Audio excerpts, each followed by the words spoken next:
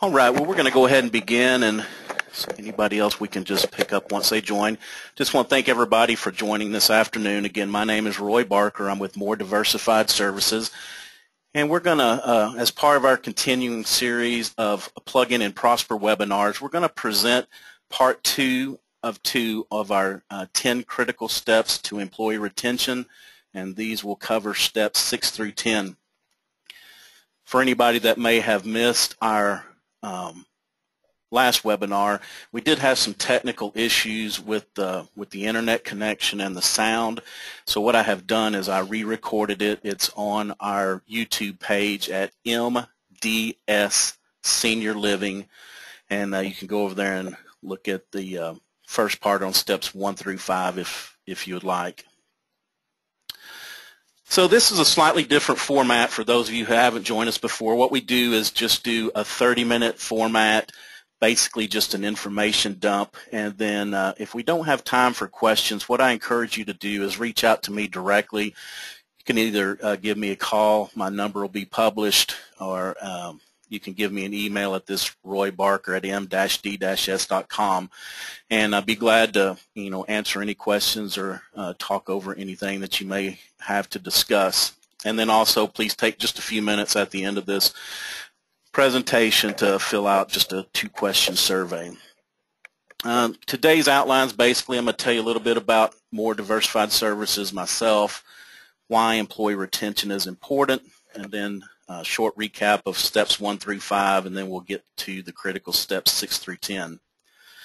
And just go ahead, and if you want to save the date, we are trying to do at least one webinar per month. Our next one will be on May 21st, same time, 1 Central Time, and it's again a 30-minute format, and it'll be on professional selling, back to basics. So please save the date and tell anybody that you think may be interested to join us for that one. Just a little bit about MDS. We are a full-service national boutique consulting firm that specializes in senior living and healthcare. We've been in business for over 40 years, and you can see we address pretty much any issue that could come up in a senior living operation, and we do a lot of one-off specialty items as well. So if you have any needs, please sure and give us a call. We all, not only do we deal in the employee retention, but we also have a great program with the shared executive through our retainer agreements. We do market analysis, mystery shopping, and a lot of operational support as well. Again, my name is Roy Barker. I'm the Director of Special Projects here at MDS for probably about the last 15 years. Basically, my specialties are in finance with operations, expenses, revenues, things like that, and also marketing, trying to help boost occupancy, and then employee retention. So what we're going to focus on today is going to be the employee retention part of this. Why is it important? Well, number one, it's tough to lose an employee, and there are costs definitely associated with losing an employee, but the other things that we don't think about are the impact on the employee morale with those that are still left employed, and then with your customers, or in our case, residents. Especially in our case, it is very difficult on our residents to turn over staff. They get used to having somebody that is meeting their needs, and then to have to start over again. I think there have been published studies that, once you start the aging process, that change is one of the most difficult things to deal with. So not only the financial cost to the community, but also, these other more intangible costs. And so here are just a few facts to think about. Number one, lower engaged employees are about 4 times more likely to leave than those that are engaged. Wages and salary, while this is usually the number one, people think it's the number one reason for leaving, it's not. Usually it doesn't even make the top 5. But when you do exit interviews, it's the easiest thing for me to tell you without, burning bridges and telling you that you have a crummy operation, or that this manager was bad, or whatever the reason may be. It's much easier for me just to say, oh, I got offered better money, and leave. So when we do exit interviews, we really need to dig in to find out, see if we can get down to the heart of why the employee is choosing to leave. Like I said, with all the studies of third parties looking at exits surveys, wages usually don't make the top 5 and usually not even the top 10. The other thing is that there are surveys out that show that about 80% of employees are pushed out. And I don't mean, an involuntary separation. This means that they were pushed out from something that was going on within the company itself, whether it was poor policies, poor management, bad work environment. 80% of the time, it was something, that the company was doing or an agent of the company in order to spur these employees to want to leave your company. Only about 20% are what we call pulled out or lured with better jobs and better wages. So I guess that gets down to the bottom line, is that employee retention is clearly in management's hands. And so, there are a lot of things that we can do to help ourselves. Before we get into that, I was going to talk a little bit about the true cost of turnover. Even an entry-level employee making $10 an hour, it costs about $7,500 to turn them over. Management level employees and more what we call certified or employees that may have certificates of some type, probably in the 100 to 125% of their salary. And then your executive employees and your can be 200% of their salary. And then technical employees such as programmers, which we don't deal with a lot, but some of the bigger firms do have IT staff, they can cost up to 400% of their salary to replace them. Turnover rates in assisted living is published at about 45%, but a lot of communities operate, in the 100% range. And as you work your way up the scale, you'll see some memory care and skilled nursing communities that can run in the 300 to 500% range. That's turning over your employee base 3 to 5 times a year. So that can be a real stress and strain on other parts of your operation as well. Then the other thing that was not mentioned a lot is risk management, that if you are turning over 50% of your employees every year, that means at probably any given point in time, there are 50% of your people are new employees, and so they may not be fully trained, they may not know your company way, you may not know them very well. So at the end of the day, they can be a huge liability. So let's recap steps 1 through 5. First one is initial screening. So I'm going to briefly talk about these again. We don't need to skip the in-depth due diligence. I'll tell you a story. I was hiring not long ago, and I had a young lady that was probably in the top 5 of my candidates, and I didn't really have to dig for her. Actually, she provided me a lot of information and found out that her resume, when we interviewed, what she told me in person was different than her resume, which was different from her LinkedIn profile, which was different than her Facebook profile. Not to mention that she kind of got all social media on me, and there were some very X-rated things on her Facebook page. I didn't have to go looking for it. It was just stuff that was provided to me. So sometimes doing a little bit of digging, you will definitely be surprised with what you turn up. Second thing is orientation. Go the extra step. A lot of companies get in a bind, and so somebody walks through the door, they've got a pulse, they said they've had some, they've done this type of work before, and so they are, flung into action. And what I suggest is taking it slow, making sure they not only have the skills that they say they do, but also you need to orientate them to your company, to the position that they will be in. Everything is done a little bit different, so just take the extra time and get them off to a good start. Next is job-specific training, and this should be for every function. And then, like I said, every company and every function will be a little bit different, but we need to make sure that we are training them for the job. that we want them to do, not just taking their word for it that they understand and know how. The next one is providing a mentor.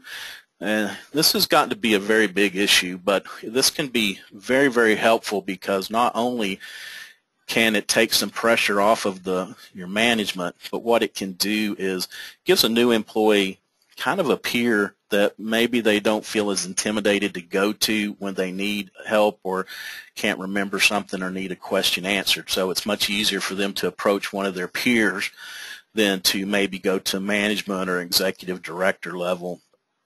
But then also you can get feedback from the mentor for your new or younger employees, maybe what jobs they're doing good and maybe extra training that they may need going forward to help them out. And then of course that leads us into the ongoing training. And invest in your employees like, number one, like your job depends on it, like your company depends on it. Invest in them like your residents depend on it. So there are a lot of great reasons. One of my favorite sayings that I love to quote is the CFO that walks into the CEO's office and says, how can we continue to train our employees and have them, leave our company and go to our competitors? The CEO calmly replies, how can we not train our employees and have them stay here? So it's very poignant that, yes, we will have some that will be lured off, but, the company will only be better off. The company, the employee, and the residents will only be better off with highly trained individuals. So, excuse me there. So let's take us to steps 6 through 10. And what can we do? Number one, we can create opportunities for advancement. We can challenge our employees, make sure that we're praising them, and develop an awesome company culture, and really get to know the employees. And that's very important. It kind of leads into a lot of these different categories if we take the time to get to know who they are. So first one is create opportunities for advancement.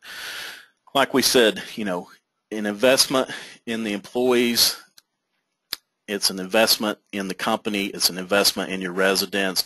We want to encourage the promotion from within, and sometimes we overlook that, and we need to take a hard look at who we've got, what their aptitudes are, and see if we can't encourage them. The best thing you can do is have an employee that already knows your system and your residents and have them move up in your company. Not only is it good for them, but it also shows others that they can do the same thing. You can start this out too by providing career counseling, self-assessment tools, and career management tools to your employees. And what this might help them do is see that there are other opportunities that they can aspire to, excuse me, and what it would take to get to that next level. You can provide, and I probably got these switched around, I wish I had talked about this first, is having access to behavioral assessment tools such as Myers-Briggs or the DISC system. Is we need to know, as managers, we need to know the personalities and how different employees respond to different things. So it would be good not only in order to manage our employees correctly, but also, what kind of aptitude do they have for other jobs that we may have in our company. The other thing too is we get really hung up on providing training for a job that somebody is in right now. But what we need to think about is for those that we feel are capable of moving up in the company, is providing training for future assignments that they may have, or being able to send them to seminars or gain certificates, whether it's online or in person. But what can we do to train them to move up in our company? Provide executives, and managers training on developing relationship and in coaching. This is really important because I think, a lot of times we look at resumes and we try to hire for skill, and even if we have a very skilled employee, if they don't fit into our company team or company model, then they become a distraction and maybe even a destructive force within our workforce. And so what we could do is, we want to hire a little bit more for attitude. And, it was put to me one time that attitude is like a virus, and you have to think about when you're interviewing people is, do you want somebody to catch this person's attitude? Do you want that attitude to permeate through your workforce? So what we can do is, if we make our managers sensitive to developing and coaching, what we can do is take somebody that may be a little short on skill but has a great attitude, and then give them the training and provide them with the coaching necessary in order to bring their skill level up. And then now we have developed an employee that has an awesome attitude, and now they've got great skills that fit the needs of their position and the company. And then also to encourage formalized education, offering tuition plans, and trying to get the message out that you don't always have to be at an entry-level position. There are ways that you can go back. There are training opportunities in order to not only better the person. We want to help our employees to be better people and have better lives, but also they can become a bigger asset to our company. And then define career paths and requirements. A lot of people don't understand, how do I go from an entry-level job to an executive director, regional manager? And a lot of them don't even understand that there are, in the big companies, that we have regional directors and corporate jobs that could be available to them. So, really sit down for those who are interested and those who you feel have the aptitude for it. Sit down and talk to them. How do you get from A to B? And what needs to be done, and how y'all can work together with the employee to get that done.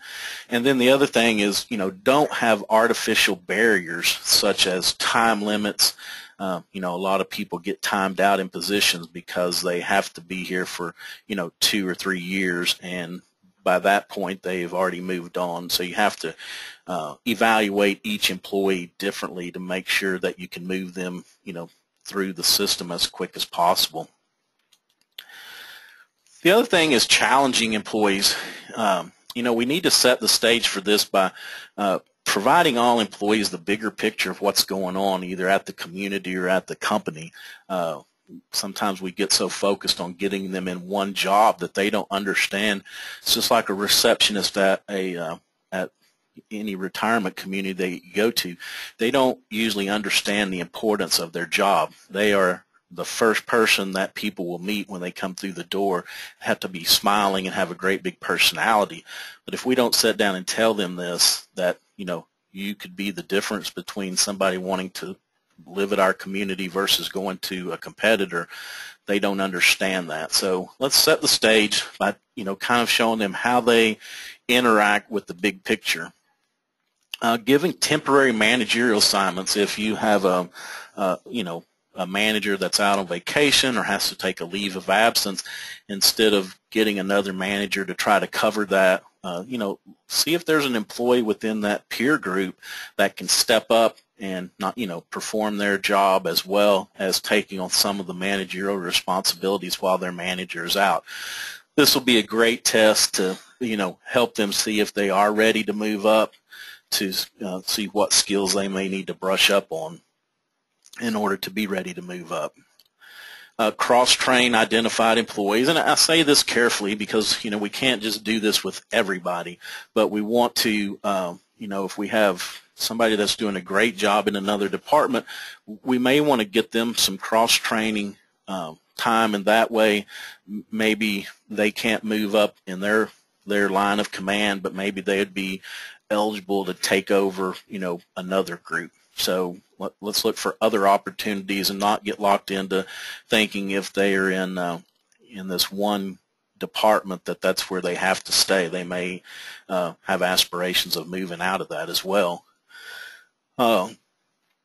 Give one-off projects, and I should have underlined in bold, of substance here, to suitable employees in development, because sometimes it's like here's a big project we've got to see if you can get the trash out of the building out to the dumpster, and employees will see right through that. You need to try to involve them in employees that will, in projects that will challenge them and get them to think outside the box. Also, it's a great idea because you may get some fresh ideas from an employee that you wouldn't have otherwise solicited it from. You want to align their daily routine with the strategic and strategy initiatives. It's kind of like what I was talking about in the beginning is, we want to, a receptionist made to find her job as, answering the phone and greeting people that come in. And what we need to align that with is, hey, you know what? You are the first face that people see when they walk in here. So you have a bigger job than just answering the phone. And that goes for every employee. Every employee of every community, and this goes for all companies, should be a salesperson for that community, no matter if it's a housekeeper, dietary, always big smiles, always saying hello, because you never know who is looking or why they're there. Solicit ideas from employees and get them involved on committees. A lot of times management gets hung up on having other managers on committees and assigning everything to another manager. Take some of these employees that you feel have a good aptitude and get them involved in these committees. Like I said, that you can't even imagine the great ideas that come out of the employees, kind of where the rubber meets the road. The people that have that resident contact, they can give you, a lot of good feedback and maybe even have some great ideas to help improve the organization. And then this, we need to appreciate everyone's efforts, especially as we're growing talent, is we need to, allow them room to take a risk. We need to allow them some room for learning, for hopefully much success, little failure, but growth is, we need to not make it where everybody is so scared or on edge that they're afraid they're going to fail, that they're scared to try. We need to encourage everybody to try. It's managed risk. We don't want to set somebody up to fail. We want to kind of help them through the project or through the task, but we do have to understand that people are going to make mistakes. Praising employees. Be proactive. As managers, sometimes we get in that habit of looking for bad. We're always trying to find what somebody didn't do, but we need to turn that around and let's look for the good. Go out and really talk it up. Really find the things that employees are doing good and don't be scared to tell them about it. We need to be very clear and specific. Not just, hey, you did a great job, but it's like, Mrs. Smith is very, was very difficult, wasn't feeling good the other day, but you really handled her great in the way that you took care of her, and, we appreciate it. Deliver it sooner rather than later. On the spot is always the best, but if a note's been passed up from a resident or their family, about a worker, get that out as soon as possible. Unfortunately, as time goes by, it kind of dilutes the emphasis of telling them that they did a good job. So, this needs to be passed down from, executive director to management level to, everybody needs to know about a comment and everybody can praise an employee, and then share whatever was positive about the experience. You can share that with other employees so maybe they will have as good of outcomes. Sincerity, it's a must. Employees see right through if you're not being honest. So, don't try to pull one over on them and praise somebody either for something that they didn't do or didn't do good enough. They understand that, so let's be honest and sincere about it. Small rewards mean a lot. We don't have to send everybody on vacation to Hawaii. Of course, I'm sure they would love it and they wouldn't turn that down. But, sometimes having a cupcake party, sometimes if you're having a stand-up, giving away a gift certificate, for 10 or 20 bucks, maybe an hour off of work, whatever you choose to do, small things mean a lot. people just want recognition. It doesn't always have to be the big stuff. And make it public if possible. Like I said, doing it at a stand-up, or if you have a monthly, larger meeting, or if you have a company conference, those are times to recognize employees in front of their peers, and really show them that their efforts count and that it's being noticed.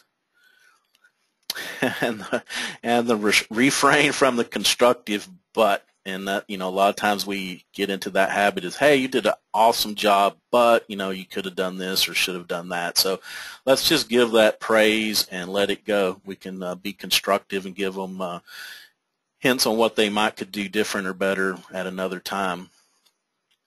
Develop an awesome company culture. What we need to do there is, clarify, communicate, and most of all, you have to live your vision. You have to live the company mission and values. Employees, it starts at the top, the employees at the bottom see how management acts and they emulate that. So you have to be very clear about it, number one, but you also have to live it. Stay focused on the customer and stay focused on your employees, and they see that. If they see that customer is number one to you, then they will make customer number one. But if we, if we have a lot of backbiting and back talking and say one thing in front of a customer and say something else to the employees, they pick up on that the customer is not that important. So just have to remember what our mission is, to serve our customers. Be generous with the praise and rewards, compensation. Let's make it fun to work at the company. Sometimes you can do is take on community projects that are near and dear to the employees, and you can solicit ideas, or maybe somebody is doing a walk for heart health or something else. Maybe you organize a team of your other staff people to take part in this. It could be Habitat for Humanity. It could be many things, but just think about what's important to your employees, and that way they want to get involved as well. Cultivate the feeling of family with customers and employees. I think that's the biggest thing I get from doing mystery shopping, is when you walk into a community, you get a feel immediately of if it's a warm, inviting place or if it's a cold, non-caring place. So really stress that the residents are family and employees are family, and we have to treat everybody well. And then make sure that integrity is at the top of that list. We have to continue to keep our integrity.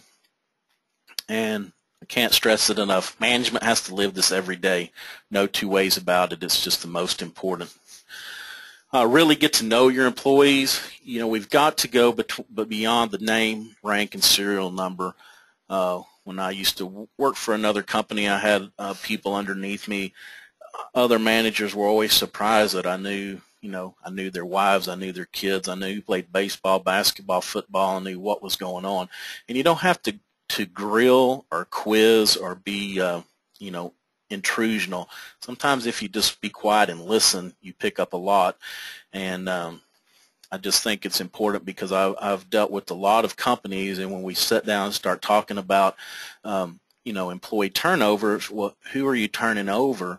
And they don't know. They know her name was Jane, and she, been here for 6 months, but, they don't know anything about her. And so sometimes what we can do is, the more we know about employees, we may be able to adjust schedules or help them in other ways, so they don't become a turnover statistic. Find out what's important to each employee personally. What do they care about? Not only, outside things, but about their job. What are they interested in? Hold stay interviews. We do try to hold exit interviews, but we never think about, what are the people who are here, what are they thinking? It's a great way for us to gather intelligence about what's going on. What does the employee like? What could we change? So, take the time to hold those stay interviews with our current employees. Host gatherings off-premise and outside of work hours. This is really important. You know, it's always nice to have a little barbecue, and when you have people working 24 hours, it's a little more difficult, but if you can have them at different times, different days, if you make it consistent, then everybody will, you know, eventually get to come, and it's the best way to build, you know, a camaraderie amongst your staff. But it's also a great way to get to know people and what they're really all about. The last thing here is, you know, we have to be visible, have to be engaged, have to be approachable, and you have to be genuine. Those are just very important. I always think about, like at the executive director level, is that, you know, you have to be the mayor of the community. That's not only with the staff, but with residents. You know, you have to know everybody, you have to shake hands. You can't get so caught up in your mission that you're holding a notebook or paper in front of your face and zipping down a hall and not taking the time to praise your employees. And this goes for residents as well, that, you know, we have to know them and what their situation is, so we can talk about them and talk to them intelligently as we go down the hall, and not just kind of be in our own little world. So just take a few minutes. I want to recap, you know, the 10 critical steps to increase employee retention is initial screening, orientation, job-specific training, provide a mentor, ongoing training, create opportunities for advancement, challenge our employees, praise our employees, develop an awesome company culture, and really get to know our employees. If we can do these 10 things, I think you would be surprised at what an impact that you would make on your employee turnover. So, you know, my saying has kind of become, you know, let's make your company an employer of choice, not an employer of last resort. And as I said, if you don't mind, save the date and tell your friends and neighbors. You know, we're going to do our next webinar on May 21st at 1 p.m. Central Time, Professional Selling, Back to the Basics. Like I said, if you have any questions or comments, please feel free to give me an email or give me a call. I'd be glad to discuss it with you. Thank you so much, and I hope everybody has a wonderful afternoon.